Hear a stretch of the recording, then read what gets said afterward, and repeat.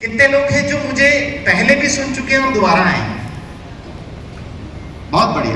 ये वो लोग हैं जो इस टिकट के 5 गुना पेमेंट अगर होता तो भी मुझे सुनने के लिए आते। अगर इस टिकट की 5 गुना कीमत भी होती तो भी ये लोग सुनने के लिए आते। अब ऐसे कितने लोग हैं जिन्होंने हाथ नहीं उठाया? क्योंकि ये कैटेगरी मेरे समझ में नहीं आ रही। ये कैटेगरी कौन सी होती है मैं आपको बताता हूँ। एक कैटेगरी ऐसी होती है जब आप हस्बैंड को कुछ समझा रहे होते हो तो कहते हैं कि यार मैं अपनी बीवी से पूछ के बताऊंगा, और जब बीवी को कुछ समझा रहे होते हो तो वो कह रही होती है कि मैं हस्बैंड से पूछ के बताऊंगा। ये वो लोग जिन्होंने हाथ नहीं खड़े करे, ये वो बीच के लोग हैं, क्योंकि होगा ही वो भी कंफ्यूजन में है बेसिकली, है ना। क्योंकि बात ये है कि मैं तो सब समझा दूंगा, लेकिन अगर घर जाकर के आदमी को बीवी से पूछना पड़ा और बीवी को पति से पूछना पड़ा तो फिर मेरे प्रोग्राम को कोई फायदा नहीं होने वाला। तो अगर ऐसे लोग जिन्होंने हाथ नहीं उठाया वो अगर कपल में यहाँ नहीं है तो बहुत मुश्किल होने वाला है मेरे लिए उनको कुछ समझा पाना। चलिए ठीक है, हम आगे बात करते हैं। पीपीटी हर चीज घबराती है। देखो ये भी ब्लिंक करने लगे, पता नहीं मेरे बात करते। मेरी पीपीटी चलाओगे नहीं चलाओगे? अच्छा इससे चलेगी। ओके, कोटा रतन डॉक्टर प्रमोद नागर, मेरे बारे में अर्जुन आपको बता ही चुका है। मुझे जानकारी मिली कि इस सेशन में कुछ डॉक्टर भी बैठे हुए होंगे ऑब्वियसली, कितने ये तो मुझे नहीं पता, बट कुछ डॉक्टर हैं यहाँ पे। सबसे बड़ी प्रॉब्लम जो आती है हम लोग जो फेस करते हैं ना, वो है एक्सेप्टेंस की। एक्सेप्टेंस किसे कहते हैं? आप लोग सब जानते हैं, न्यूटन को जानते हैं आप लोग? यस।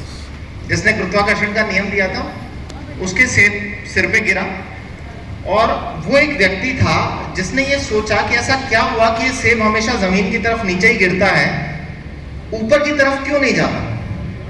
तो उसने गुरुत्वाकर्षण के नियम का आविष्कार किया और उसके प्रिंसिपल्स और लॉज बनाए। क्या उसके पहले ग्रेविटी नहीं थी? क्या उसके पहले सेब हवा में उड़ के ऊपर की तरफ जाता था? सेब उसके पैदा होने के पहले और न्यूटन की समझ के पहले भी नीचे ही गिरता था। गुरुत्वाकर्षण उसके पहले भी था। जब से ये ब्रह्मांड बना और जब ये धरती बनी, गुरुत्वाकर्षण तब से था, लेकिन वो व्यक्ति था जो उसे समझ पाया। आज यहाँ आप जो बैठे हुए और जिन्हें मैं जो भी आज बताऊंगा, ये नियम और सिद्धांत पहले से ही थे, आप लोगों के सामने हैं, आप लोगों को दिखते भी हैं, लेकिन फर्क इतना है कि आप लोग उसे समझ नहीं पाते। आज मैं कोशिश करूंगा कि आप लोगों को न्यूटन बना के भेजूं, मतलब आपको ये समझ में आए कि जो चीज आप देख रहे हैं उसकी वास्तविकता क्या है और उसे कैसे अपने जीवन में आजमाया जा सकता है। नियम आप सब लोगों को पता होते हैं, पर उन नियमों के रहस्य आपको नहीं पता होते। तो मेरा मकसद यही कि जब ये सेशन आपको खत्म हो तो आप लोग न्यूटन बन जाएं, आप ग्रेविटी के नियमों को समझें कि सेब नीचे ही गिरता है और क्यों गिरता है। जब न्यूटन ने ये नियम दिया था, बहुत सारे लोग उसके खिलाफ हुए होंगे, बहुत सारे लोगों ने उसको पागल भी कहा होगा, क्योंकि जब किसी ने कहा कि सारी जो पृथ्वी है वो सूर्य के आसपास चक्कर काटती है तो लोगों को फांसी पे भी चढ़ा दिया गया, बहुत सारे लोगों का गला भी काट दिया गया। लेकिन आज सबको पता है कि यही फैक्ट है कि सूरज के आसपास ही पृथ्वी चक्कर काटती है, क्योंकि उसके पहले बहुत सारे लोग ये मानते थे कि पृथ्वी जो है वो स्थिर है और इसके आसपास सारी दुनिया चक्कर काटती है, सूरज इसके आसपास चक्कर काटता है। तो नियम हमेशा से ही यही रहे हैं, बस हम उन्हें एक्सेप्ट नहीं कर पाते। इसे क्रिटिकल ब्रेन कहते हैं, और अक्सर क्रिटिकल ब्रेन ही सबसे ज्यादा बीमार होते हैं, उनके परिवार वाले ही सबसे ज्यादा समस्या में रहते हैं, क्योंकि उनके ब्रेन की एक्सेप्टेंस नहीं है, वो किसी भी चीज को नए रूप में एक्सेप्ट करते नहीं है ना। उल्टे सीधे वीडियो जरूर एक्सेप्ट कर लेते हैं, उनके मोबाइल पे आते हैं। तो बिना सेहत के जीवन नहीं है, जीवन नहीं है, बस पीड़ा की एक स्थिति है, मौत की एक छवि है ना। गौतम बुद्ध की जो कहना है, मैं हमेशा इसे मानता हूँ, लेकिन फिर भी हम जीवन की कदर नहीं करते, हम समझते नहीं हैं। और जब आज मैं किसी डॉक्टर को सुन रहा था, बहुत सीनियर डॉक्टर थे, वो अपने आईसीयू का एक्सपीरियंस बता रहे थे। वो कह रहे थे कि मेरे सामने एक 70 वर्ष का युवक लेटा हुआ था, मैं चाह रहा था कि मैं उसको इसमें डाल दूँ, पर मैं छोड़ो आपसे बात कर लूँ। 70 साल का एक युवक मेरे उस पर लेटा हुआ था आईसीयू में, और वो रो रहा था, और उन्होंने कहा मुझे पता था कि ये मरने वाला है। तो उन्होंने से पूछा भाई क्या हो गया, तू रो क्यों रहा है? कि भाई ये पता है कि तू मरने ही वाला है, तो कम से कम हंसते हंसते जा। बोले मैं अपनी लाइफ को रियलाइज कर रहा हूँ, मुझे अपने जीवन के 70 साल दिखाई दे रहे हैं कि मैं क्या करना चाहता था, मुझे क्या अचीव करना चाहिए था, है ना। और वास्तविकता कि मैंने क्या अचीव करा, मैं इसलिए रो रहा हूं। तो जीवन में कुछ करना हो तो जीवित रहते करना, क्योंकि मृत्यु के बाद तो किसी ने भी नहीं देखा कि आप कुछ कर पाओगे कि नहीं कर पाओगे, है ना। तो इसलिए सबसे इंपॉर्टेंट क्या है, आपकी सेहत है, क्योंकि आप जीवित रहोगे तभी आप कुछ कर पाओगे। हम जीवन में हर चीज का इंश्योरेंस कराते हैं। मैंने मकान बनाया, ईएमआई पे ले लिया, इसको इंश्योरेंस करा लो, मैं मर जाऊं तो कम से कम इसकी ईएमआई कौन भरेगा, यही होता है। कराते हैं बहुत सारे लोग। 5 करोड़ का बंगला है, 10 करोड़ का मैंने सामान ले लिया, ये मेरा दुकान है, ये मेरा एसेट है, टर्म प्लान करा लेते हैं लोग, है ना। किस लिए कराते हैं कि मर जाऊंगा तो मेरा परिवार संकट में नहीं आए, ये इंश्योर्ड हो जाए, कम से कम इनके पास एक पैसा तो आ जाएगा, मेरा मकान इंश्योर्ड है, किस्तें परिवार वालों को पीछे नहीं भरनी पड़ेगी, है ना। लेकिन हम इन सब चीजों की कीमत आंकते हैं, बस नहीं आंकते हैं तो इस शरीर की कीमत जो सबसे महंगा है। क्योंकि जब किसी आदमी की किडनी खराब होती है और वो मार्केट में खरीदने निकलता है, तब उसे एहसास होता है कि किडनी कितनी कीमत है। जब हम कहते हैं कि आपका हार्ट परमानेंटली खराब हो गया और आपको हार्ट ट्रांसप्लांट की जरूरत है, तब उसे समझ में आता है कि कितना कीमती था। जब किसी को कहा जाता है कि तुम्हारा लीवर पूरा डैमेज हो गया है और अब तुम्हें लीवर ट्रांसप्लांट की जरूरत है, और जब वो मार्केट में जाता है और उसे पता लगता है कि लीवर कितना कीमती है, तब उसे एहसास होता है ये कितना महंगा पड़ने वाला है, कि भगवान ने जो फ्री में दिया था उसकी मैंने कदर करी नहीं, अब मैं मार्केट में किसी और का खरीदने निकला। अगर आप अपने हर अंग की कीमत जोड़ो तो आपका पूरा शरीर 550 करोड़ रुपए का है। मैं हमेशा कहता हूं जो सेहतमंद है वो अरबपति है, और जो दवाइयां खा रहा है या किसी बीमारी से ग्रस्त है, उससे गरीब व्यक्ति दुनिया में कोई भी नहीं हो सकता, वो सबसे गरीब है। उसने जीवन भर जो कमाया है, जब वो किसी बड़ी बीमारी में आएगा, संकट में आएगा, तो उसने जो बनाया हो सकता है वो उसे बचाने में भी काम ना आए। क्योंकि मैंने लोगों के घर बिकते हुए देखे, फिर भी लोग नहीं बचे। आप भी ऐसे कई लोगों को जानते होंगे। तो अगर आपको इंश्योरेंस किसी का करना है तो किसका करना चाहिए, अपने शरीर का, अपने स्वास्थ्य का। लेकिन वो पैसे से नहीं हो सकता, है ना, वो आपकी अक्लमंदी से होगा। दलाई लामा का कीमती अनुभव, मनुष्य को देखकर मुझे हैरानी होती है। मनुष्य पहले तो पैसा कमाने के लिए अपने स्वास्थ्य को खराब करता है, फिर स्वास्थ्य को पाने के लिए वो पैसा खर्च करता है, वह भविष्य के बारे में इतना चिंतित रहता है कि वर्तमान का भी आनंद नहीं लेता। परिणाम यह होता है कि वह न तो वर्तमान में जीता, ना ही भविष्य में। वह ऐसे जीता है जैसे कभी मरने वाला ही नहीं है, और फिर ऐसे मरता है कि जैसे कि वो कभी जिया ही ना हो, वह असंतुष्ट ही मरता है। जीवन भर तो पैसे के पीछे भागते रहे, स्वास्थ्य खराब करते रहे, जिस चीज की कदर करनी थी उसकी करी नहीं, जिनकी नहीं करनी थी उनको करते रहे, और फिर लास्ट में वो पैसा कहाँ डुबो दिया, अपने शरीर के साथ ही डुबो दिया। तो जो सबसे ज्यादा कीमती चीज है उसकी हमें कदर करनी चाहिए। जब भी आज ये सेशन जब मेरा स्टार्ट हुआ ना, तो कई लोगों ने सिर्फ ये 4 स्लाइडों में डिसीजन ले लिया कि आज से मैं अपनी हेल्थ पे काम करूंगा, क्योंकि मुझे ये समझ में आ गया है कि हेल्थ से ज्यादा कीमती कुछ भी नहीं है। तो आप सबसे पहले क्या करोगे, जाके जिम ज्वाइन करोगे। ज्यादातर लोग यही करते हैं, क्योंकि उनको ये नहीं पता कि आज हमारे सेशन में हम हेल्थ की बात करने वाले हैं, ना कि फिटनेस की बात करने वाले हैं। क्योंकि फिटनेस और हेल्थ की परिभाषा अलग अलग है। हमारे मेडिकल WHO ने जो डेफिनेशन दी है उसमें कहते हैं कि ये ऐसी स्थिति है जिसमें मेंटल, फिजिकल, सोशल वेलबींग होनी चाहिए। मतलब मानसिक, शारीरिक और आपके एनवायरमेंटल, सोशल जो आपका सर्कल है, अगर ये सब कुछ आपका सही है तो ही आप हेल्दी है। लेकिन हम किसकी तरफ भागते हैं, फिटनेस की तरफ। और क्या बॉडी बना रखी है, क्या डोले बना रखे, क्या बाइसेप्स है इसकी, है ना, कितना फिट दिखता है। और फिर अचानक कहते हैं यार 32 साल का लड़का था, इतना बढ़िया दिखता था, इतना अच्छा करता था, इतना फिट था, अचानक हार्ट अटैक से मर कैसे गया।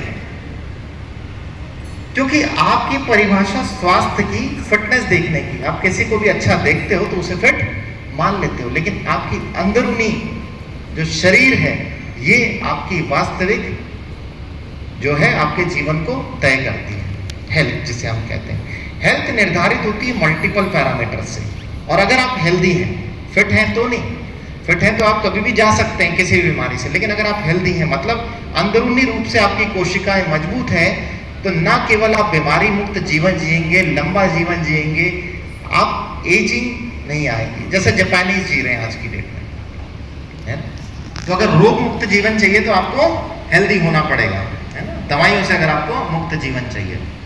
2004 की बात मैं आपको बताता हूँ। मैं आपको बेसिकली अपनी जर्नी के साथ रिलेट कराऊंगा आपको सारी चीज़ें कि मैं यहाँ तक कैसे पहुँचा, क्योंकि ये एक दिन की कहानी नहीं कि हेल्थ को समझे। मुझे 20 साल लगे इसे समझने में, 20 साल।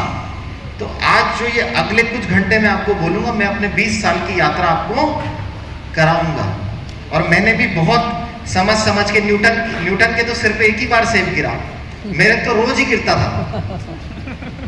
मैं हर चीज को एनालाइज करता था कि यार ऐसा क्यों, ऐसा क्यों, ये नहीं होना चाहिए था, है ना। तो मेरे सिर पे तो जब भी कुछ कोई प्रॉब्लम आए, एक सेब सिर पे गिर जाता और फिर से मैं कोई नया नियम बना देता। तो ऐसे मैंने 20 साल के एक्सपीरियंस से सीखा। 2004 की बातें, हम लोग बैठे हुए थे हमारे कुछ मेडिकल प्रोफेशन में, 3rd ईयर में था मैं, गायनी की पोस्टिंग चल रही थी। हमने कहा लो चलो यार बैठे बैठे एक दूसरे का बीपी नाप लेते हैं। और जो यहाँ डॉक्टर बैठे हैं वो अच्छी तरह जानते हैं, ज्यादातर शुगर या बीपी जो है वो एक्सीडेंटली डिटेक्ट होते हैं, मतलब जांच कराने पे, राइट। जब हम जांच करते हैं तो हमें पता लगता है शुगर 300 चल रही, 400 चल रही, बीपी नाप लिया पता है 200, है ना, सडनली पता नहीं लगता। तो वैसे ही मेरा जब बीपी नापा मेरे दोस्त ने तो पता लगा बीपी 170/100, 170/100 बीपी आ रहा था मेरा। बड़ी घबराने वाली बात थी। मुझे लगा बीपी इंस्ट्रूमेंट खराब होगा। मैं अपने हेड ऑफ डिपार्टमेंट जो थे मेडिसिन के, उनसे मिला, मैंने उनको प्रॉब्लम बताई कि सर मेरा बीपी इतना आ रहा है। पहले कोई घबराने वाली बात नहीं है, एंग्जाइटी होगी, स्ट्रेस होगा, तुम्हारा थोड़ा सा लाइफ में प्रॉब्लम होगी। स्ट्रेस को मैं जीवन में वैसे ही नहीं लेता, है ना। स्ट्रेस में लेता तो कार्डियक सर्जन बनता ही नहीं, क्योंकि हम तो आंखों के सामने मरते हुए देखते हैं लोगों को। अगर स्ट्रेस में रहते तो करते ही नहीं। तो स्ट्रेस मेरी लाइफ में तब भी नहीं था, पर मुझे लगा कि ठीक है, हो सकता है अगर बोल रहे हो तो कोई तो प्रॉब्लम होगी। क्योंकि आज मेरे पास कोई बीमारी को लेकर के आता है तो मैं ये कहता हूँ यार हो सकता है तुम्हारा खान पीन गलत हो, तुम कुछ नहीं सही कर रहे हो, एक्सरसाइज नहीं कर रहे हो। पर कई लोग ये आते हैं कि सर मैं एक्सरसाइज भी करता हूँ, मैं 10,000 कदम भी चल रहा हूँ, मैंने घड़ी भी बांध ली है आजकल, तो ये तो नाप के बताती है, ये तो 10,000 के लिए, मैं तो 12,000 चलता हूँ, मैंने तेल भी खाना बंद कर दिया, मैंने शक्कर भी खाना बंद कर दिया है, मैं तो कहीं शादी ब्याह में भी नहीं जानता हूँ, सिगरेट भी छोड़ दी मैंने, फिर भी मेरी दवाई बंद क्यों नहीं हो रही है, मेरा बीपी कंट्रोल क्यों नहीं हो रहा, शुगर मेरी सही क्यों नहीं आ रही है। तो ऐसी बहुत सारी चीजें मैं अपने जीवन में ढूंढने लगा कि ऐसा क्या होगा कि यार मेरा बीपी 170-100 चले गया, क्या मैंने पढ़ाई का स्ट्रेस बहुत ज्यादा ले लिया है। उन्होंने कोई दिक्कत नहीं, अभी गोली चालू करने की जरूरत नहीं, अभी तुम आओ, तुम्हारा बीपी मॉनिटर करेंगे और फिर देखेंगे दवाई खाने की नहीं खाने। तो मैं रोज जाता, रोज सुबह सुबह एक पोस्ट ग्रेजुएट जो मेडिसिन का था, मेरा बीपी नापता, बीपी वही 170-180। तो डेंजरस सिनेरियो हो गया यार, इस तरीके से तो जीवन नहीं चल सकता। 24 साल की उम्र में अगर किसी का बीपी इतना रिकॉर्डिंग पे आ जाए, 22 की उम्र में इतना बीपी रिकॉर्डिंग पे आ जाए तो वो डेफिनेटली डरेगा। ये अलग बात है कि आज की डेट में लोग शुगर की गोलियां और बीपी गोलियां खाते हुए नहीं डरते। ये अलग बात है कि 10 साल बाद वो हार्ट की प्रॉब्लम से मर जाएंगे, ये उनको भी पता होता है, फिर भी नहीं डरते। पर मुझे डर लगा उस टाइम पे, है, क्योंकि जब आप डरोगे तभी आप अपने लिए रास्ता खोजोगे। तो उन्होंने बीपी नापा, हर बार बीपी यही आता रहा। उन्होंने कहा अभी तो तुम्हें गोली खानी पड़ेगी, पर तुम अपने जीवन का एनालिसिस करो और जो भी तुम्हें लगता है उसे सही करो। तो मुझे लगा कि शायद मेरा लाइफस्टाइल थोड़ा सेडेंटरी है, मुझे रनिंग करनी स्टार्ट करनी चाहिए। हालांकि मैं फिजिकल एक्टिविटी पहले भी करता था, 20 मिनट एरोबिक एक्सरसाइजेस करता था, बट फिर मैंने नियम बनाया कि मैं 4 बजे फुटबॉल ग्राउंड में जाऊंगा, 1 घंटा फुटबॉल खेलूंगा, फिर रनिंग करूंगा। और ये वाला पार्ट तो मेरे लिए ईजी है, क्योंकि मुझे ये पता था कि अगर आप एक्सरसाइज करते हैं तो आप अपनी हार्ट रेट को कंट्रोल कर सकते हैं, आप अपनी रेस्पिरेटरी फिटनेस बढ़ा सकते हैं, कार्डियक फिटनेस बढ़ा सकते हैं, मसल स्ट्रेंथ बढ़ा सकते हैं, और आपका जो बीपी है, सिस्टोलिक और डायस्टोलिक ब्लड प्रेशर, वो 20 से 30 mmHg गिराया जा सकता है अगर आप रेगुलर एरोबिक एक्सरसाइज करते हैं। मेरी हार्ट बीट आज की डेट में 50 है, बीपी मेरा 110/70 रहता है, मैं कोई दवाई नहीं खाता, मैंने सिर्फ गोली 1 महीना खाई थी। तो ये चीज मैं तब सीख चुका था। तो मुझे एक चीज समझ में आ गई कि हेल्थ फिटनेस मेंटेन करने के लिए आपको जीवन में एक्सरसाइज कुछ समय अपने लिए निकालना बहुत जरूरी है। 20 मिनट की एरोबिक एक्सरसाइज आप करते हैं तो आप अपनी फिटनेस मेंटेन कर लेंगे, है ना। तो वो नियम में तब से फॉलो करते आगे चलता रहा। फिर आगे चला तो डिग्रियां करने में व्यस्त हो गए, खान पीन भी ना, लेकिन एक्सरसाइज कभी छूटी नहीं। और 2015 जब मैं कोटा आया तो मेरे साथ एक इशू था, मुझे एलर्जिक प्रॉब्लम्स बहुत थी, सर्दी खांसी जुकाम हो जाया करता था फ्रिक्वेंटली, और वायरल फीवर आ गया तो 4 दिन तक बिस्तर पे कई बार रहना पड़ता था। और वायरल फीवर में सभी जानते हैं कि 4 से 5 दिन ठीक होने में ले लेता था, लेकिन मेरे लिए ये गंभीर समस्या थी, क्योंकि 4 दिन अगर मैं हॉस्पिटल नहीं जा रहा और काम नहीं कर रहा तो मुझे बड़ा यूँ होता था कि यार यहाँ पहुँचने के बाद हम काम नहीं कर पा रहे और हमें बिस्तर में लेटना पड़ रहा और दवाइयाँ खानी पड़ रही। मुझे दवाइयाँ खाने से बड़ी एलर्जी है, गोली नहीं खा सकता मैं, मेरे से बुखार की गोली भी नहीं खाई जाती। तो वहाँ मुझे समझ में आया कि मैं 20% काम तो कर रहा था, लेकिन 80% काम मैं नहीं कर रहा था। क्या नहीं कर रहा था मैं? क्या 80% काम नहीं कर रहा था? डाइट। मैं अपनी डाइट पे फोकस नहीं कर रहा था शायद, क्योंकि आपका शरीर 20% एक्सरसाइज से बनता है और 80% आपके भोजन से बनता है। इसलिए जब हम किसी भी बुजुर्ग व्यक्ति से मिलते हैं और ये कहते हैं कि बीमारियां बहुत बढ़ रही है, तो वो यही कहते हैं कि भाई खान पानी खराब हो गया आजकल को, यही कहते हैं। यस। किसी को डाउट है? नहीं। कोई ऐसा व्यक्ति जिसने ये लाइन नहीं सुनी हो कि आजकल का तो खान पीन ही खराब हो गया है इसलिए इतनी बीमारियां आ रही है? कोई ऐसा व्यक्ति जिसने अब तक ये लाइन नहीं सुनी हो? आपने नहीं सुनी? सुनी है आपने भी? आपने खुद ने बोली भी होगी, आपकी उम्र इतनी है, नहीं बोली अभी तक किसी को? चलो ठीक है ना। तो ये लाइन हमने सभी सुनी है। तो मुझे समझ में आया कि भाई शरीर जो है 80% आपके भोजन से बना हुआ है, तो आपको अपने भोजन पे भी उतना ही फोकस करना पड़ेगा। जब मैं इस चीज के बारे में जानकारी इकट्ठी कर रहा था तो मुझे ये समझ में आया कि हम इंडियंस जो हैं 73% प्रोटीन डेफिसिट है। ये डेटा इससे भी ज्यादा है, लगभग 90%। ये पढ़े लिखे क्लास में भी है। हम क्या सोचते हैं गरीब वर्ग में, ऐसा नहीं, पढ़े लिखे लोगों में भी। और इसका कारण क्या है? सबसे ज्यादा भ्रांतियां, मिसकंसेप्शंस। इसीलिए हमारी डाइट डेफिसिट है। गेहूं गेहूं गेहूं, चावल चावल चावल, दाल दाल दाल। कि मैंने अपना डाइट बदल लिया। मैं शाम को अब दलिया खाता हूँ। किस चीज का खाते हो? गेहूं का। क्या डाइट बदल ली? सुबह गेहूं की रोटी, शाम को गेहूं का दलिया। तो गेहूं तो गेहूं ही है, उसको पीस के खाओ, चाहे तोड़ के खाओ। रूप ही तो बदला है आपने उसका, उसके गुण थोड़ी बदल गए उससे। तो ऐसी डाइट, इसकी वजह से हम इंडियंस में सीवियर प्रोटीन डेफिशिएंसी।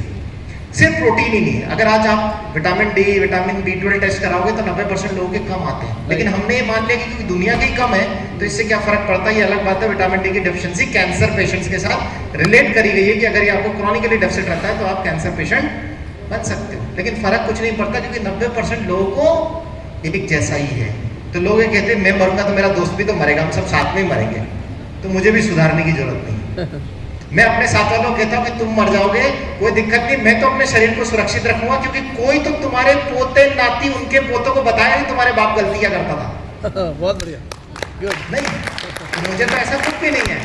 मैं तो अपना जीवन सुरक्षित कर रखूंगा और मैं तुम्हें बताऊंगा भी सही, ताकि तुम जिस समय बिस्तर पे लेटे और अपने आखिरी समय में जा रहे हो तो तुम्हें यह एहसास तो अवश्य हो कि मुझे पता तो था, मैंने किया नहीं, है ना। तो आज सबको पता तो लग जाएगा, करोगे नहीं करोगे ये आप लोगों की मर्जी है। ठीक है, तो ये मुझे डेफिसिट पता लग चुका था। हमारी मैडम कविता नागर हेल्थ एंड फिटनेस ट्रेनर है, तो हम लोगों ने अपना जिम भी खोला था, डाइट न्यूट्रिशन के बारे में ये भी पढ़ रही थी, और इसने दुनिया के बेहतरीन हेल्थ सप्लीमेंट लाके मुझे दिए कि ये हमारे न्यूट्रिशनल गैप को ब्रिज कर लेंगे और इसको आप लेना स्टार्ट करो तो ये मेरे ख्याल से आपकी प्रॉब्लम सॉर्ट आउट कर लेंगे। उसने ऐसा मुझे कहा और मैंने तुरंत उठा करके वो सप्लीमेंट कचरे में फेंक दिए। मैंने कहा मैंने मेरे 15 साल में आज दिन तक नहीं पढ़ा कि ऐसे सप्लीमेंट खा करके कोई ठीक होता है। इनसे कुछ नहीं होता जाता, शरीर अपने आप बनता है, अपने आप सही होता है। बीमारियां किसी और कारण से आती है। मैंने पैथोलॉजी की मोटी मोटी बुक पढ़ी है, फिजियोलॉजी पढ़ी है, मुझे पता है बीमारियां कैसे आती है और कैसे ठीक आती है। तुम ये बोल रही हो कि डाइटरी डेफिशिएंसी है, इसको पूरा कर लेंगे, न्यूट्रिशनल गैप को ब्रिज कर लेंगे तो बीमारियां ठीक हो जाएगी, ऐसा नहीं होता। पर अब प्रॉब्लम वही, बीवी से लड़े कौन, बिग तो वापस कचरे में से डब्बे निकाले। भाई बीवी धमकी दे देना, सुनना पड़ता है। Yes, yes. और मेरी सलाह है आप लोग भी सुन लेना, है ना, क्योंकि जीवन में कुछ अच्छा ही होगा। क्योंकि आपकी बीवी चाहती है कि आप सुरक्षित रहें, यस, आप स्वस्थ रहें, क्योंकि आप है तो वो है, तो आपके भले के लिए कह रही है। भले उस समय बुरा लग रहा हो, तो भाई साहब कचरे की बाल्टी से मैंने वापस डब्बे निकाल ले, रो मर के पच के जैसे भी कि ठीक है यार खा लो, ये खा लो, ये प्रोटीन खा लो। 2 महीने बाद मुझे वायरल फीवर आना ही बंद हो गया। एलर्जी की इश्यूज जिनके लिए सेट्राजिन खानी पड़ती थी जीवन भर, वो खत्म ही हो गया। और उस दिन के बाद से मैंने कभी सेट्राजिन नाम की गोली खाई ही नहीं। तो मुझे दूसरा पार्ट भी पता लगा कि ये भी इम्पोर्टेंट है। ये 2015। इसके बाद आते हैं हम 2017 में। अखबार पढ़ रहे थे, पता लग रहा था दिल्ली में लोग मर रहे हैं बहुत सारे, है ना। और एक बहुत बड़ा मुद्दा उठ गया उस समय कि दिल्ली में लोगों की आयु जो है लगभग 12 साल से 10 साल कम हो गई है एयर पोल्यूशन की वजह से, क्योंकि एयर क्वालिटी इंडेक्स वहाँ डेंजरस लेवल्स पे है। तो एयर क्वालिटी इंडेक्स के बारे में पढ़ाई करी उस समय। क्या है, ये बहुत बड़ा मुद्दा चल रहा था, 2016-17 की बात है। अखबारों में अगर आप देखते तो एयर पोल्यूशन रेगुलरली लिखा जा रहा, दिल्ली का पोल्यूशन बहुत चल रहा था। तो मुझे पता लगा 10-12 साल लोगों की उम्र कम हो रही है। इसके बारे में जाना तो पता लगा कि दुनिया में स्टैंडर्ड डिसाइड है कि एयर क्वालिटी इंडेक्स 40 के नीचे होना चाहिए। साफ हवा जैसे आपके शरीर को चाहिए स्वस्थ रहने के लिए। हमारे इंडिया में तो किसी भी सिटी का 100 के नीचे है ही नहीं। हमने बेसलाइन स्टैंडर्ड ही 100 डिसाइड कर लिया। दिल्ली का 350, मैंने मीटर मंगवा के खरीद लिया तो पता लगा कोटा 150 कम नहीं है। फिर पढ़ने लगा तो पता लगा कि वर्ल्ड के अंदर शुरू की जो 15 सिटीज हैं वो चाइना और इंडिया में ही आती हैं, जिनमें से मैक्सिमम सिटी हमारे इंडिया की है। कानपुर, लखनऊ, दिल्ली, जोधपुर, जयपुर, कोटा, अजमेर, सारी माइनिंग सीमेंटिंग का काम सब यही होता है, सारी धूलियां उड़ती है। फिर उसके बाद पता लगा कि सिर्फ ये धूल मिट्टी की प्रॉब्लम नहीं है, प्रॉब्लम है ट्रैफिक की। ये जो पेट्रोल डीजल के फ्यूम्स निकलते हैं, इनसे निकलने वाली बेंजीन, टोलिन, है ना, एल्डिहाइड गैसेस, ये सब बीमारियां कॉज कर रही है। दिल्ली में हर तीसरा बच्चा एस्थमेटिक है, कई माँ बाप छोड़ करके वापस दूसरी सिटीज में जा रहे हैं, है ना। फार्म हाउसेस का ट्रेंड आ रहा है, वहाँ पेड़ लगा करके सोएंगे, पेड़ के नीचे सोएंगे, पर ऐसा हम नहीं कर सकते। तो समझ में आया कि भाई ये जो गैसेस रिलीज हो रही है हमारे एनवायरनमेंट में, ये प्रॉब्लम क्रिएट कर रही है। तो कई लोगों ने 2016-17 में मेरे ओपीडी के कमरे में एक एयर प्यूरीफायर देखा और मेरे से सवाल पूछते थे कि सर ये एयर प्यूरीफायर की क्या जरूरत है। मैंने कहा इसकी जरूरत है, तुम्हें आज एहसास नहीं होगा, एक दिन एहसास होगा। मुझे एहसास हो चुका, मुझे अपने जीवन के 10 साल कम नहीं करना है, क्योंकि एयर प्यूरीफायर बहुत सस्ता है, मेरा जीवन बहुत कीमती है। कितने का बताया था मैंने आपको शरीर? 550 करोड़ का। तो 550 करोड़ के लिए 50,000 का एयर प्यूरीफायर नहीं लगा सकते हम? लगा सकते हैं, है ना, क्योंकि शरीर कीमती है, मेरा परिवार कीमती है, मेरे बच्चे कीमती है। मेरे घर में उस समय 4 एयर प्यूरीफायर थे और उसमें से एक एयर प्यूरीफायर मैंने अपना बच्चा जब 8 साल का था उसको गिफ्ट करा था कि तेरे गिफ्ट पे, बर्थडे पे ये गिफ्ट है। और वो बहुत खुश हुआ था क्योंकि तब तक वो भी रियलाइज कर चुका था कि हेल्थ बहुत इंपॉर्टेंट चीज़ है। बहुत खुश हुआ कि हमारे भी पापा ने एयर प्यूरीफायर गिफ्ट करा है।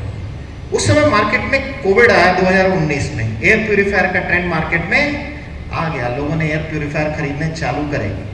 लेकिन लोगों को ये नहीं पता था कि गैसेस जो है वो 0.01 माइक्रोन से नीचे की होती है और मार्केट में बिकने वाले एयर प्यूरीफायर 1 माइक्रोन के फिल्टर के होते हैं। तो लोगों ने जो दिखा वो खरीद लिया। उनके खरीदे हुए एयर प्यूरीफायर किसी काम के नहीं थे। 1 माइक्रोन के एयर प्यूरीफायर 10,000 से कम के आ जाते हैं और मेरे घर में लगा हुआ एयर प्यूरीफायर 50,000 का था। वो उसे लगा के खुश थे, लेकिन मैं खुश नहीं था क्योंकि वो काम नहीं कर रहा था जिस चीज के लिए उसको खरीदना चाहिए था। अक्सर हम ऐसा दिमाग लगाते हैं, यस, ट्रू, हम चीजों को समझे बिना कुछ भी खरीदते हैं। कई लोगों के घर में कोई सामान, कोई हेल्थ के लिए कोई मेडिकल इक्विपमेंट जब खरीदता है ना, तो मैं उसको एनालाइज करने जरूर जाता हूँ कि यार मैंने ये हेल्थ के लिए खरीदा, ये है।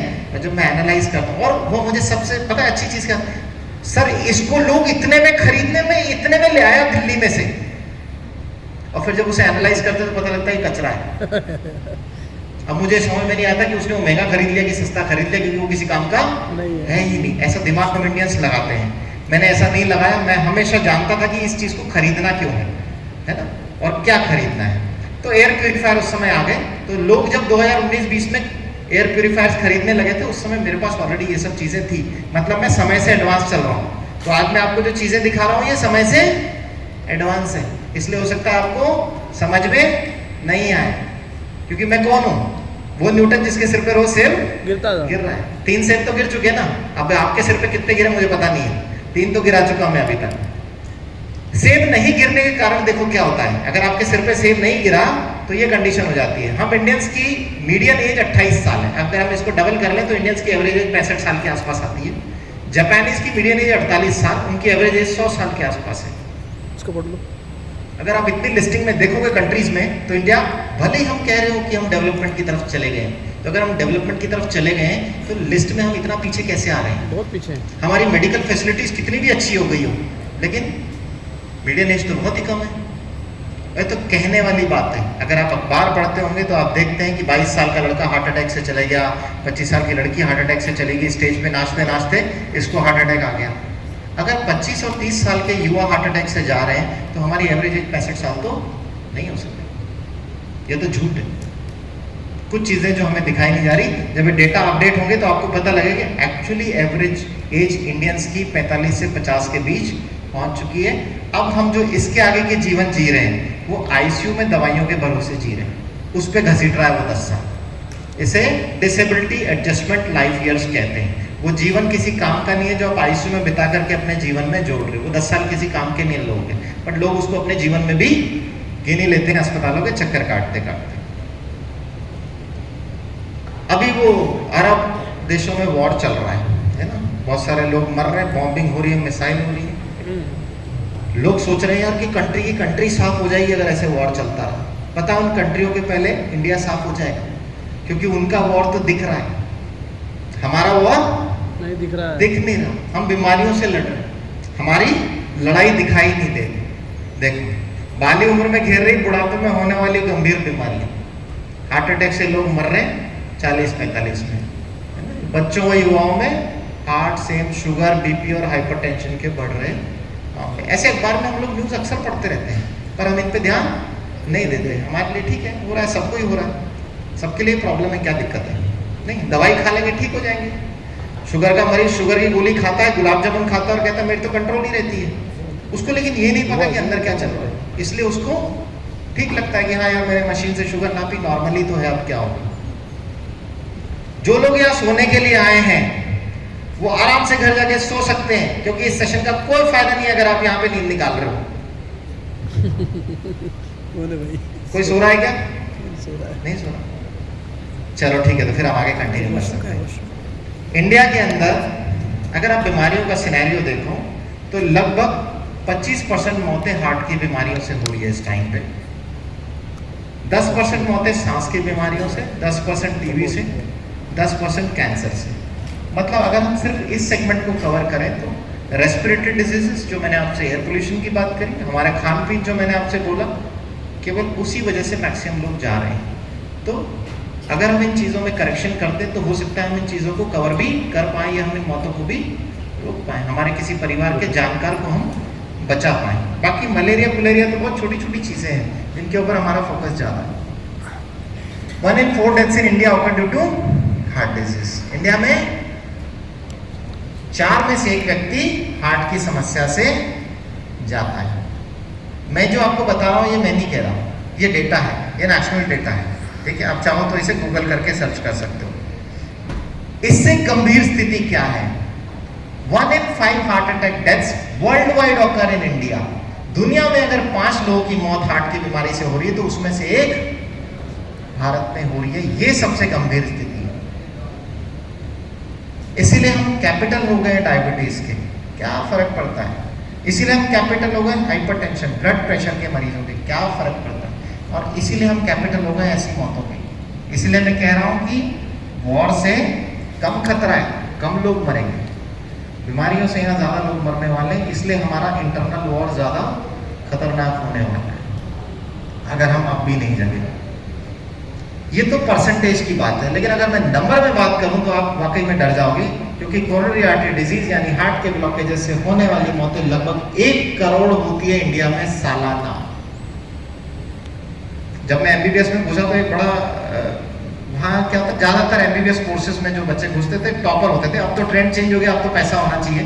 पहले आप क्लास के टॉपर हुआ करते, स्कूल टॉपर हुआ करते, तभी आप एग्जाम क्लियर करके आपको एमबीबीएस की सीट मिलती थी। तो मैं वहाँ गया, वहाँ जाकर के आपको पता लगता है यहाँ तो सारे के सारे टॉपर हैं, पास होने के लाले पड़ जाते थे, है ना। तो आप वहाँ से गिनती स्टार्ट करते थे कि यार मैं फेल होने वाली की गिनती से बच जाऊँ बस कैसे भी करके, उससे 1 नंबर ज़्यादा आया तो मैं पास हो जाऊँ।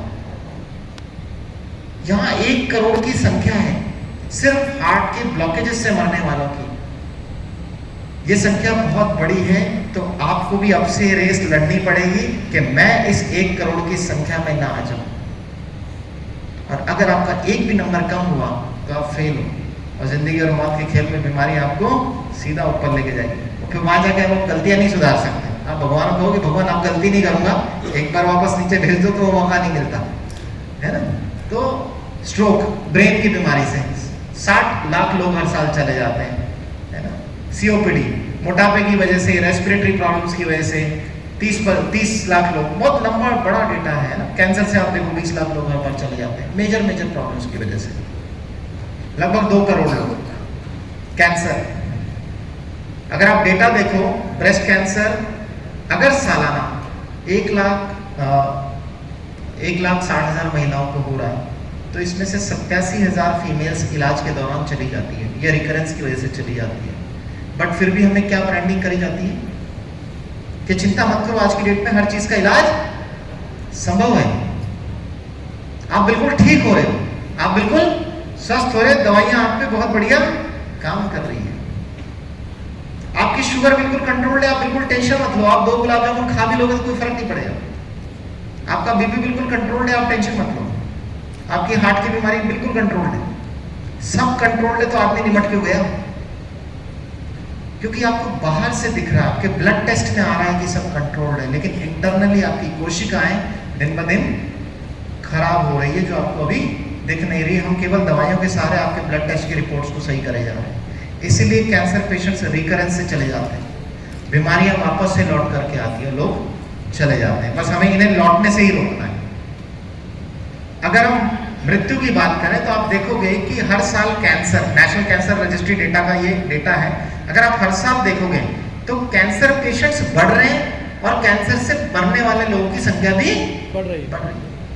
तो इतने सालों में क्या हमारी दवाइयां नीचे चली गई? टाइम के साथ एडवांसमेंट आ रहा है ना, दवाइयां भी एडवांस आ रही है, रिसर्च भी एडवांस हो रही है, तो ये संख्या कम होनी चाहिए थी कि ज्यादा होनी चाहिए थी? कम होनी चाहिए थी, लेकिन हुआ क्या? ज्यादा हो गई। अगर दवाइयां बहुत अच्छी आ गई तो हार्ट अटैक से मरने वालों की संख्या बढ़नी चाहिए थी कि कम होनी चाहिए थी? कम होनी चाहिए थी, क्योंकि अब तो हर घर में अवेयरनेस आ गई, तो फिर संख्या बढ़ क्यों रही है? कम होनी चाहिए थी। तो दवाइयों में अगर हम जीवन ढूंढ रहे हैं तो हम भी इन्हीं नंबरों के बीच में कहीं फंस सकते हैं। इसमें सबसे बड़ी जो दुविधा आती है वो ये है कि हमारे मार्गदर्शक वो लोग हैं जो खुद ही दवाइयों में अपना जीवन व्यतीत कर रहे हैं। अब चाहे उसका उनका खान पीन खराब मान लो, चाहे उनकी जीवन शैली खराब मान लो, चाहे उनका वर्क स्ट्रेस मान लो, 12-12, 14 घंटे का काम मान लो, 24 घंटे उनका फोन रहता है ये मान लो, या कुछ भी मान लो, बट समस्या ये है कि उनको खुद को भी जीवन का रास्ता नहीं दिखाई दे रहा, तो वो मार्गदर्शन आपका कैसे कर पाएंगे? क्योंकि सबसे पहले क्या है, अगर आपने मेरे से कहा कि मुझे बीपी की गोली नहीं खानी, शुगर की गोली नहीं खानी, मुझे शरीर सही करना है, और अगर मैं खा रहा हूँ तो क्या मैं आपकी बंद करवा सकता हूँ? पॉसिबल ही नहीं। और हम में से ज्यादातर लोग ऐसे ही लोगों से सलाह ले रहे हैं। मैं वहाँ गया, वो क्या river front, Chambal river front पे शो चलता है, वो लाइटिंग प्रोजेक्शन का शो चलता है, तो हम वहाँ बैठे हुए थे और इंतजार कर रहे थे कि शो चालू होगा, लाइटिंग शो चालू होगा, मजे लेंगे, बच्चे बच्चे इधर बातें कर रहे हैं, वाइफ इधर, और देखो जो आदमी है ना उसकी आदत होती है, उसको दिमाग औरतों की तरफ ही लगा रहता है। तो मेरा भी ऐसे ही लगा हुआ था, लेकिन देखने में नहीं लगा हुआ था, सुनने में लगा हुआ था। 3 महिलाएं वहां बैठी हुई थी, तब तक मेरी नजर उन पे नहीं करी थी, और वो स्वास्थ्य की बातें कर रही थी, और वो एक दूसरे को बता रही थी कि वो हेल्दी रहने के लिए क्या कर रही है। अब क्योंकि मैं इतने सालों से हेल्थ के बारे में जानते आया हूँ, तो मेरा इंटरेस्ट जागेगा ऑब्वियसली। तो मैं देख तो उधर रहा था, वो चंबल माता की मूर्ति से पानी गिर रहा है, पर मेरे कान इधर चले गए। तो उनमें से एक कर रही थी कि मैंने अपना वजन घटाने के लिए जीरे का पानी, सौंफ का पानी, ये सब चालू कर दिया, मैं सुबह उठ के गर्म पानी करती हूँ, रात को ऐसे करती हूँ, ये मैंने कर दिया, दलिया, जो भी है चल रहा। फिर दूसरी उसमें ऐड ऑन कर रही थी कि मैंने ऐसे ऐसे करना चालू कर दिया है, और तीसरी उसमें ऐड ऑन करती कि मैं ऐसे कर रही हूँ, और उनका एक क्यूमुलेटिव कंक्लूजन निकल गया कि अगर हम सब मिलकर ऐसे ऐसे करेंगे तो हम सब फिट हो जाएंगे। जब मैंने उधर पलट के देखा तो किसी का वजन 100 किलो से कम नहीं था। वो कमेटी, ऐसी कमेटियां रोज गार्डन में गठित होती हैं, रोज गार्डन में ऐसी कमेटियां मिलती है जो नए नए हेल्थ प्लान्स लेकर के आती हैं। ऐसी कमेटियां रोज यूट्यूब, इंस्टाग्राम पे आती हैं, जिनके वीडियोस आप सब्सक्राइब करते हो और आप फिर वही फॉलो करते रहते हो। अभी हाल ही में फेसबुक पे आया था कि बेकिंग सोडा पी करके वजन घटाने के चक्कर में एक लड़की मर गई। आप, हाँ, ये हकीकत है। Baking soda highly alkaline material है। ये माना जाता है कि जब आप कोई भी अल्कलाइन मटेरियल अपनी बॉडी में डालोगे तो आपके टिश्यूज को हेल्दी करता है। ऐसा मिसकंसेप्शन है लोगों को। कि अगर आप अल्कलाइन चीजें लोगे, बेकिंग सोडा आप खाओगे, अल्कलाइन है, तो नेचुरली वो आपकी कोशिकाओं को सही करेगा, आपकी बॉडी को अल्कलाइन बना देगा और उससे आपका फैट बर्न हो जाएगा और आप हेल्दी हो जाओगे। वो लड़की बिल्कुल हेल्दी हो गई, सारे रोगों से मुक्ति मिल गई उसको, सारी समस्याओं से भी मुक्ति मिल गई उसको। तो ऐसी ऐसी रिसर्च कर रहे हैं लोग, और रिसर्च मेरे काम आ रही है क्योंकि मैं वो न्यूटन हूं जो उसके सिर पे रोज सेब गिरता है, फिर मैं वो आपको दिखाता हूं, है ना। तो ऐसे ऐसे रिसर्च कर रहे हैं, और बात ये कि सिर्फ वो रिसर्च नहीं कर रहे, बहुत सारे लोग रिसर्च कर रहे हैं। मुझे अपनी कम्युनिटी के लिए कुछ भी कहना बहुत बुरा लगता है, पर क्या करूं, ये हकीकत है। ज्यादा मतलब क्या होता है कि मैं, कोई व्यक्ति गया, कोई मरीज गया कि साहब मुझे वजन घटाना है, तो क्या होता है कि जो उसको सलाह दे रहा होता है, मैं कई बार उसको देखता हूँ कि भले वो डॉक्टर है तो उसका खुद का BMI 30 के आसपास है और वो उस मरीज को पूरी तरह गाइड कर रहा है कि आप ऐसा करो, आप तेल कम कर दो, आप शक्कर कर दो, आप वॉक बढ़ा दो, आप 10,000 कदम चलो और आपको वजन कम हो जाएगा। फिर मैं देखता हूँ कि यार ये खुद क्यों नहीं कर रहा है, इसको भी पता है कि हेल्दी रहने के लिए करना पड़ेगा, और फिर वो खुद कभी बताता है कि मैं ऐसे ऐसे कर रहा हूँ, तुम्हें भी ऐसे करना चाहिए। तो फिर मुझे लगता है कि ये खुद क्यों नहीं कम हो रहा। बाल उगाने का ट्रीटमेंट ले रहे हैं हम गंजे आदमी से,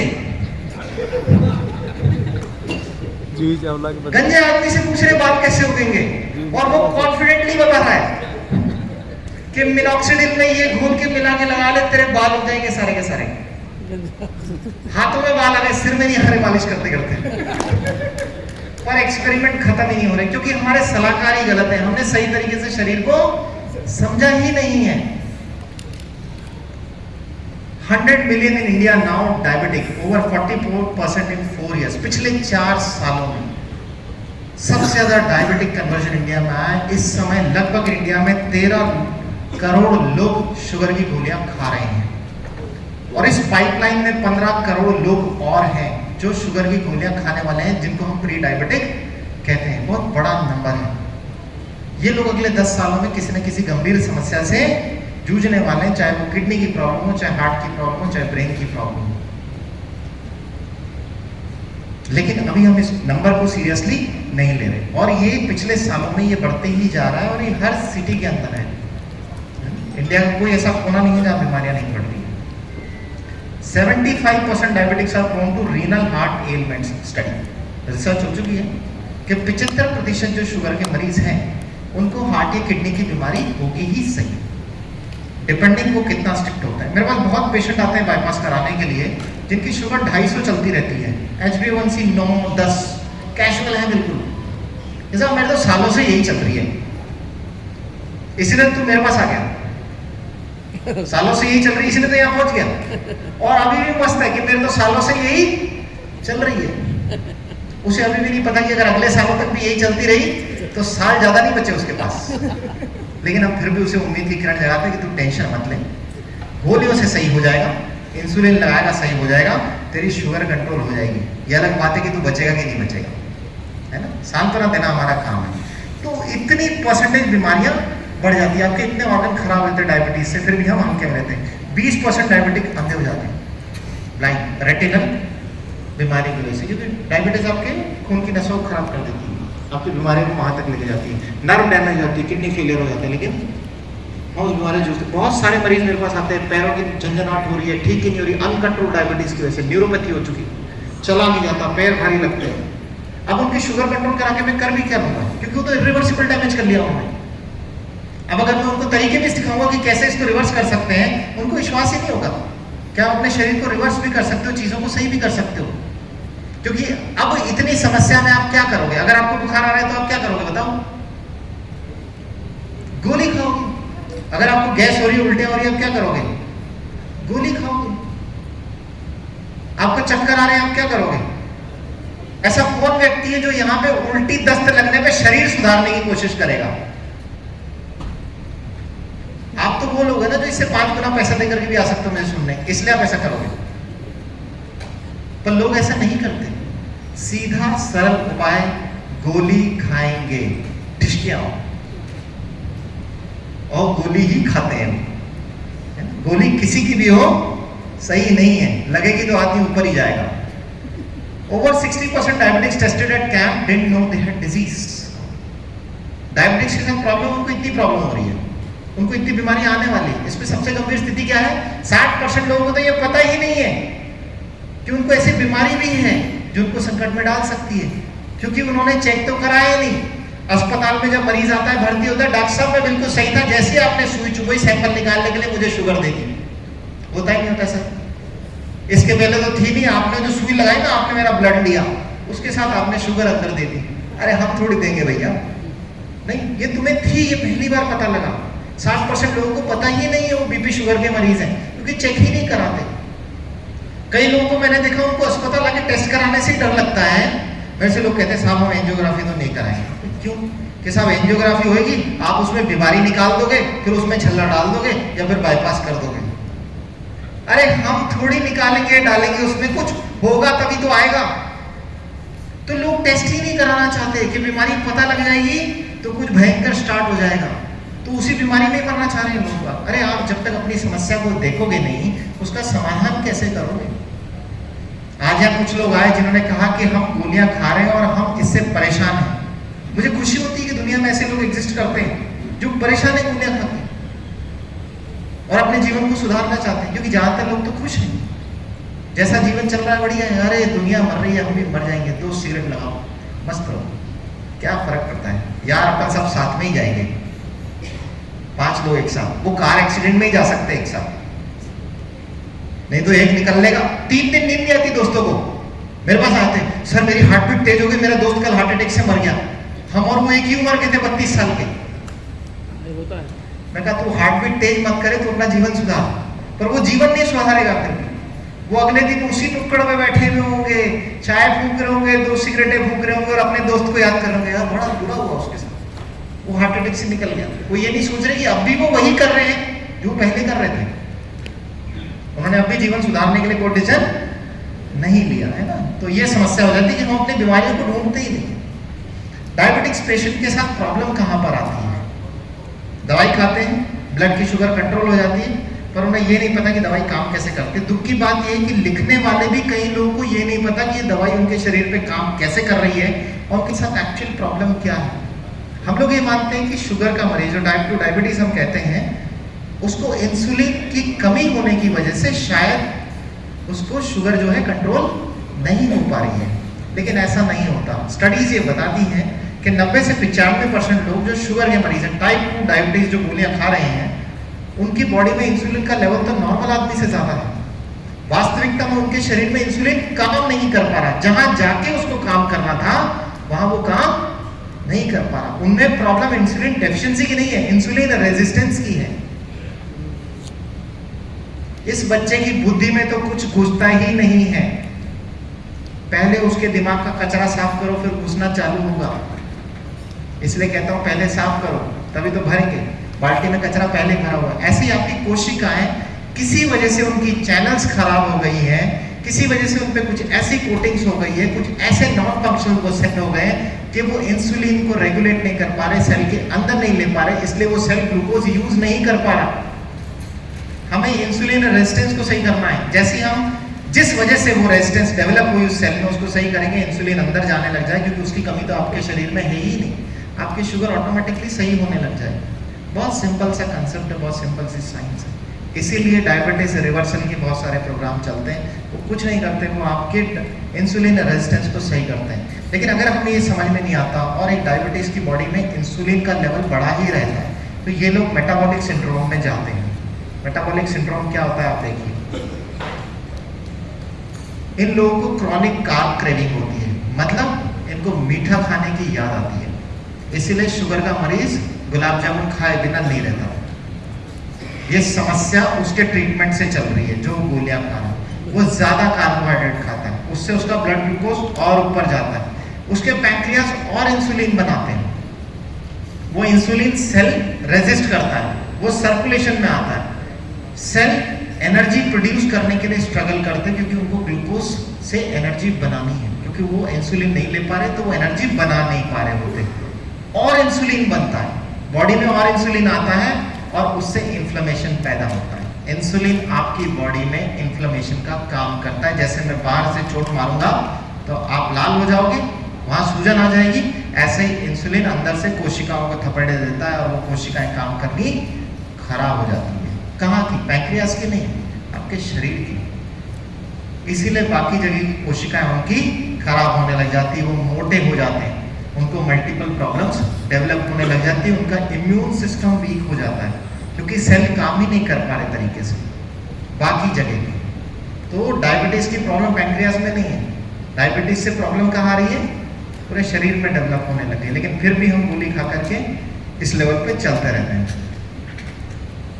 हाइपर इंसुलिनेमिया होता क्या है? कॉन्सिक्वेंसेस आप पढ़ोगे तो आपका दिमाग घूम जाएगा कि अगर इंसुलिन के लेवल्स आपकी बॉडी में ज़्यादा हैं तो हाइपरटेंशन, डिसलिपिडेमिया, आपके कोलेस्ट्रॉल के लेवल्स गड़बड़ होने लग जाते हैं। फिर हम कोलेस्ट्रॉल सही करने की गोलियां खाना चालू कर देते हैं, फिर हम उससे 5 बीमारी और लेते हैं, मायोपैथी, मसल मायोपैथी, मांसपेशियां कमजोर होना और शुगर का बढ़ना, एक गोली के बाद दूसरी और दूसरी से फिर एक और बीमारी, मोटापा आना, है ना, यूरिक एसिड का बढ़ना, सिस्टमिक इन्फ्लेमेशन, ग्लूकोज इंटॉलरेंस, फिर टाइप 2 डायबिटीज, कार्डियोवास्कुलर डिजीज, लकवे की संभावना बढ़ना, हार्ट की बीमारी की संभावना बढ़ना, पूरी बॉडी में इन्फ्लेमेशन, ऑटोइम्यून डिसऑर्डर्स का पैदा होना, और फीमेल्स में पीसीओएस, डायबिटिक फीमेल्स में पीसीओडी एक कॉमन प्रॉब्लम है। और फिर उसके लिए वो नए हार्मोन स्टार्ट करती हैं, मंथली थेरेपीज देती हैं। किस चीज को ठीक कर रही हैं? पीसीओडी के लिए हार्मोन थेरेपी। ठीक क्या करना था? Insulin resistance. पहुंच कहां गए हम? शुरुआत जहां से हो रही है वहां से ही करना पड़ेगा। अगर ऊपर पेड़ पे फल सही नहीं आ रहे तो निंदाई जमीन में करनी पड़ती है, जड़ों के पास खाद बीज जड़ों को देना पड़ता है, तब ऊपर फल सही आएंगे। फलों पे कुछ भी स्प्रे करने से फल बड़े नहीं होंगे, मीठे नहीं होंगे, जमीन में देना होगा, है ना। तो हमारी कोशिकाओं को हमें सही करना पड़ेगा बेस लेवल पे। ऐसे ही हाइपरटेंशन, बीपी की बीमारी, उम्र के साथ कोशिकाएं कमजोर होती है, इलास्टिसिटी इनकी कमजोर हो जाती है, सेल की फंक्शनिंग वीक हो जाती है, नेचुरल हार्मोन्स जो निकलने चाहिए थे वो नहीं निकल पाते, तो इलास्टिसिटी खत्म होने की वजह से आपकी आर्टरीज एक्सपैंड नहीं हो पाती। रबर की तरह है शरीर, इलास्टिक, ऐसी हमारी आर्टरीज है, कोशिकाएं। तो जब वो फैल नहीं पाती हैं तो ब्लड प्रेशर हाई होने लग जाता है। फिर धीरे धीरे आर्टरीज की इलास्टिसिटी खराब होती है, इनमें प्लाक जमा होते हैं, क्योंकि खुरदरी सड़क पे जब गाड़ियां चलती तो गड्ढे और बढ़ जाते हैं क्योंकि वो खुदने लग जाती है। ऐसे हमारी खून की नसें जब अंदर से परतें खराब होती है तो खुदने लगती है, उनमें कैल्शियम जमा होता है, फैट जमा होता है, जमा होते होते क्रिटिकल ब्लॉकेज लेवल पे आ जाता है। फिर जब इसमें खून के थक्के जम जाते हैं, आर्टरी 100% बंद हो जाती है, आपको हार्ट अटैक आ जाता है।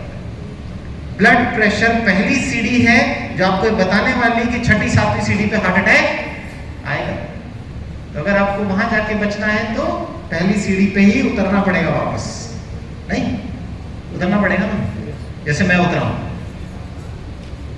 तो आपको पहली सीढ़ी पे अवेयर होना पड़ेगा कि अगर ब्लड प्रेशर की प्रॉब्लम हो गई तो मैं हाई रिस्क कैंडिडेट हो गया हूं कि मुझे हार्ट की प्रॉब्लम हो सकती है। सर मैं सही बोल रहा हूँ? डायबिटिक और हाइपरटेंसिव हाई रिस्क पेशेंट होते हैं हार्ट अटैक की बीमारी के लिए। आप समझ में आ रहा है क्यों होते हैं? क्लियर है? आपको वैसे बहुत कुछ पहले से ही पता होगा, बट हम सिर्फ जनरल क्राउड के लिए उसको क्लियर कर रहे हैं कि ये होता कैसे है ना। तो बीमारी यहाँ पे अगर हम चेंज जाए, जहाँ लाइफस्टाइल मॉडिफिकेशन की गुंजाइश होती है तो हम चीजों को रोक सकते हैं। लेकिन यहाँ पे आने के बाद भी हम वापस जाने का प्रयास नहीं करते कि हम अभी भी अपनी बॉडी को चेंज कर ले, तो हम उस लेवल पे नहीं जाएंगे जहाँ शरीर बिल्कुल ही खराब होने लग जाए अपना। ये देखिए, इस तरीके से कोशिकाओं में जब खून बढ़ता है, दौरा बढ़ता है, इलास्टिसिटी खराब होती है, तो प्रेशर की वजह से इरोजन डेवलप हो जाते हैं, जहाँ पे फैट डिपॉजिट होना स्टार्ट होता है, पुअर रीजनरेशन स्टार्ट होता है, क्लॉटिंग बनती है और आपको हार्ट अटैक आ जाता है। अब ये सारी प्रॉब्लम्स क्यों हो रही है हमारी कोशिकाओं में, चाहे डायबिटिक हो, हाइपरटेंसिव हो, एयर पोल्यूशन हो, इन सब के पीछे पहुंच करके हमारे पीजी के एंट्रेंस में एक क्वेश्चन आता है कि most accepted theory of cancer, है ना, किसी एम्स के अंदर आता है ये क्वेश्चन, और उसमें जो आंसर है, 4 ऑप्शंस जो आते हैं उसमें से एक ऑप्शन आता है related to oxidative stress, most accepted theory. ये सबसे मोस्ट एक्सेप्टेड थ्योरी कि कैंसर आज भी रिसर्च का मैटर है, क्योंकि जब हम एक चीज ढूंढ लेते हैं कैंसर क्यों होता है, तब तक नई चीज पता लग जाती है, यार ये तो सही नहीं था। फिर हम जीन लेवल पे रिसर्च करते हैं, जेनेटिक्स पे जाते हैं कि यार इसके जीन में ये गड़बड़ी थी, समय के साथ ये आ गया इसलिए ये हुआ। लेकिन ये जीन में भी मॉडिफिकेशन क्यों आया, जीन खराब कैसे हुई? क्योंकि पहले तो नहीं थी, माँ बाप में तो नहीं थी, बच्चे में कैसे आई? तो वो जीन खराब होने का कारण है उस जीन के ऊपर कुछ ऑक्सीडेटिव स्ट्रेस पैदा हुआ जिससे वो खराब हो गई। तो मोस्ट एक्सेप्टेड थ्योरी थी कि जब किसी भी चीज पे ऑक्सीडेटिव स्ट्रेस आता है तो वो खराब होती है, हमारी कोशिकाएं भी खराब होती है ऑक्सीडेटिव स्ट्रेस से, और वो खराब होकर के कैंसर सेल्स में कन्वर्ट हो जाती है। कटे हुए सेब को आपने देखा होगा प्लेट में, जब काट के रखते हैं धीरे धीरे भूरा हो जाता है। तो क्या आप अपने बच्चों को ऐसा भूरा और खराब सेब खिलाते हो? क्या करते हो? फेंक देते उसको, है ना? फ्रिज में रखा हुआ उसको निकाल दो, ताज़ा सेब आप उसको खिलाते हो। ये अलग बात है कि ताज़ा कुछ नहीं है, आपके पास घर पे जो सेब पहुंचा है वो 6 महीने पहले टूट चुका उस पेड़ से, उसको सिर्फ रेफ्रिजरेटर में रख करके हमने चमकदार बनाया हुआ है। जैसे बहुत सारी लड़कियां नहीं शादी के लिए फोटो भेजते, बहुत सुंदर दिखती है, जब सामने आती तो पता लगता है अरे यार ये तो वही सेब है। उसको रेफ्रिजरेटर में चमका के रखा गया, पैक्स करके उसको चमका दिया, उसका जीवन तो खत्म हो चुका, निरस। तो वो ऑक्सीडेटिव स्ट्रेस हमारी कोशिकाओं पे भी लगता है, चाहे वो एयर पोल्यूशन से हो, हमारी सेडेंटरी लाइफस्टाइल से हो, मतलब हम रूटीन एक्टिविटी जब हम नहीं करते, दौड़ भाग घूमना फिरना, आपके स्लीप इम्प्रॉपर होने की वजह से, नींद पूरी नहीं होने की वजह से, बीवी के बार बार परेशान करने की वजह से, क्रॉनिक स्ट्रेस कहते हैं, इससे भी ऑक्सीडेटिव स्ट्रेस पैदा होता है, आपकी कोशिकाएं खराब होती हैं। तो एनवायरमेंटल फैक्टर्स की वजह से, हमारे गलत खान पान की वजह से, इन सब में हमारी कोशिकाओं पे जो स्ट्रेस आता है उसकी वजह से कोशिकाएं खराब होकर के काम करना बंद कर देती है। और ऑक्सीडेटिव स्ट्रेस क्यों आ रहा है कोशिकाओं पे? हमारे environmental factors, smoking, alcohol, pesticides, खाने पीने में एडल्ट्रेटेड टॉक्सिन जो हम लोग डाल रहे हैं स्वाद रंग के लिए। पनीर चटकदार लाल होना चाहिए, भैया सब्जी कैसी फीकी फीकी दिख रही है, रेस्टोरेंट में इसलिए थोड़ी आए थे, बाकी जगह की तो ऐसी लाल होती है, आपकी क्यों नहीं है? वो केमिकल कलर्स खा खा के, बराबर पर्याप्त मात्रा में फ्रूट और वेजिटेबल्स नहीं खाने की वजह से आदमी कंप्लेन, सर मेरी बीवी को समझाओ ये सब्जियां नहीं खाती है, ये फ्रूट्स नहीं खाती है, इसीलिए बीमार रहती है। फिर मैं उनसे पूछता हूँ आप स्वस्थ हैं? नहीं सर मेरे तो सिर्फ बीपी गोली चल रही है। पर आप मेरी बीवी को समझाओ ये फ्रूट्स नहीं खाती है, ठीक है। कंटामिनेंट्स, मैंने आपको बताया एनवायरनमेंट में पेट्रोल डीजल के जलने से आने वाले कंटामिनेंट एयर के अंदर है ना, ऐसे आपके खाने में मिले हुए हैं बहुत सारे। एक्सेसिव एक्सरसाइज, इनएडिक्वेट फिजिकल एक्टिविटी, जितनी एक्सरसाइज आप कर रहे हो उतना शरीर को दे नहीं रहे, उतना भी वो भी ऑक्सीडेटिव स्ट्रेस पैदा करता है। इसलिए जिम ट्रेनर बहुत सारों को रोकता है, भैया इतना मत कर, क्योंकि तू इतना खा नहीं रहा जितना तू तेरे शरीर को जला रहा है। 20 मिनट आप फैट बर्न करते हो, 20 मिनट के बाद आप बॉडी का प्रोटीन बर्न करते हो। अगर आपने नहीं लिया तो शरीर खराब हो जाएगा। मैंने कई महिलाओं को देखा है 6 महीने में 25 किलो वजन कम कर लिया, घुटने खराब कर दिए, ऑस्टियोआर्थराइटिस डेवलप हो गया, शरीर निपटा दिया। आइडियली 1 महीने में 2 किलो से ज्यादा वजन आपको कम नहीं करना चाहिए। 7 days 0.5 kgs मेडिकली रिकमेंडेड है, तो वो नियम से होगा। अरे पिछले 40 सालों से ये वजन ढो रहे हो 100 किलो का, ऐसी क्या इमरजेंसी आ गई 1 महीने में 20 किलो, फिर फोटो खिंचा रहे हैं। 1 महीने में 10 किलो कम किया, अरे ये मेडिकली सही नहीं है, आपकी बॉडी स्ट्रेस में आ जाती है। इससे आपको ग्रेजुअली करना पड़ेगा ताकि आपके शरीर में इसका नुकसान नहीं हो। बिल्कुल एक्सरसाइज नहीं करना भी एक प्रॉब्लम है, क्योंकि आपके ब्लड सर्कुलेशन को मेंटेन करने के लिए, आपके रेस्पिरेटरी पैटर्न को मेंटेन करने के लिए, आपके हार्ट की फंक्शनिंग के लिए ये बहुत जरूरी है कि आप अपने बॉडी को रोज 20 मिनट ट्रेनिंग दो, एक्सर्शन झेलने का, है ना। बच्चे को चलना सिखाएंगे तभी तो मजबूत होगा, दौड़ना सिखाएंगे तभी। मिल्खा सिंह को एक दिन में थोड़ी फ्लाइंग सिख बन गया था, है, उसने ट्रेनिंग करी होगी। तो ऐसे हमें बॉडी को रोज ट्रेनिंग देनी होती है। Lack of good nutrition, nutritional gap की मैंने आपसे बात करी थी कि lack of good nutrition, stress, fast foods, air water pollutants, आप जो दवाइयाँ खा रहे हैं, आपकी दवाइयाँ ही आपकी एक समस्या है। तो जितनी ज़्यादा आप खाएंगे उतनी ज़्यादा समस्याओं में उलझते चले जाएंगे। हार्ट पेशेंट, एक गोली स्टार्ट होता है, 2, 3, 10, मेरे पास मरीज है जो 15-15 गोलियां लिखा करके जाते हैं और वो खा के खुश हैं, उनको हटानी ही नहीं अपने पर्चे से।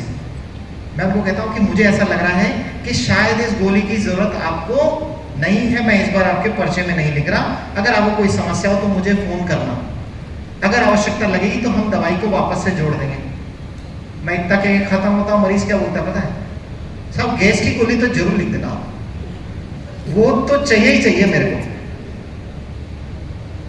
मतलब आप चाह के भी पर्चे से नहीं हटा सकते। लोगों का जीवन निकल गया, पता नहीं कितनी गैस बन रही है।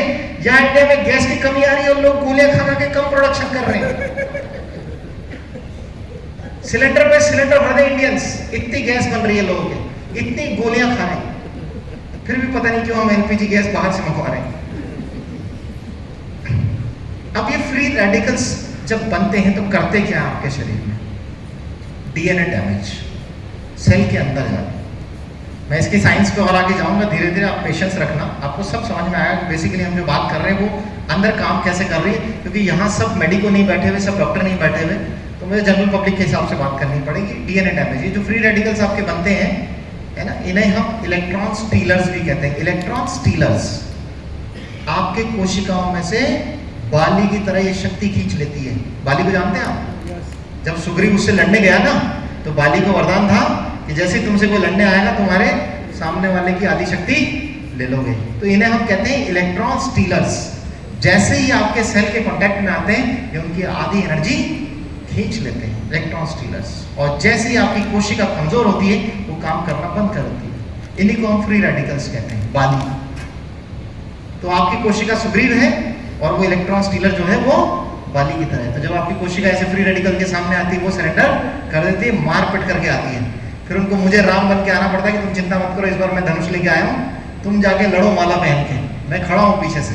तो आज देखते कितने सुग्रीव यहाँ से जीत के जाते हैं और कितने सुग्रीव माला पहन के जाते हैं, है ना। तो ये फ्री रेडिकल जाते हैं, आपकी कोशिकाओं पे काम करते हैं, उनमें सूजन पैदा करते हैं आपके व्हाइट ब्लड सेल में।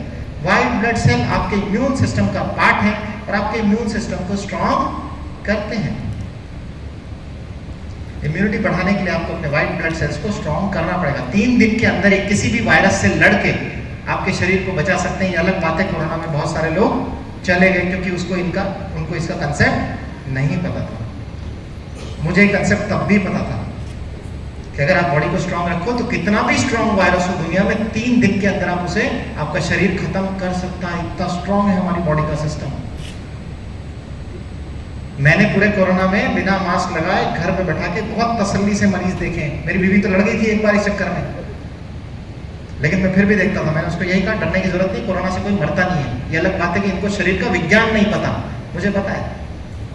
आराम से मरीज देखते थे, बैठा के देखते थे, 450 मरीज ठीक करे, 80% ऑक्सीजन पे आते थे, 2 गोली लिखता था, कुछ डाइट के बारे में समझाता था, मरीज ठीक हो जाता था। एक मरीज नहीं मरा।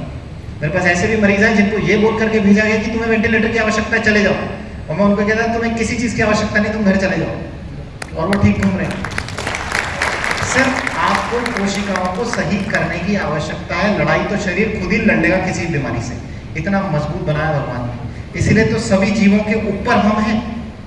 नहीं, सारी स्पीशीज में इवॉल्व होके अमीबा से, अमीबा के पास दिमाग नहीं होता, आपको पता है ना, सिंगल सेल का होता है वो, वहां से इवॉल्व होके हम यहाँ तक पहुंचे।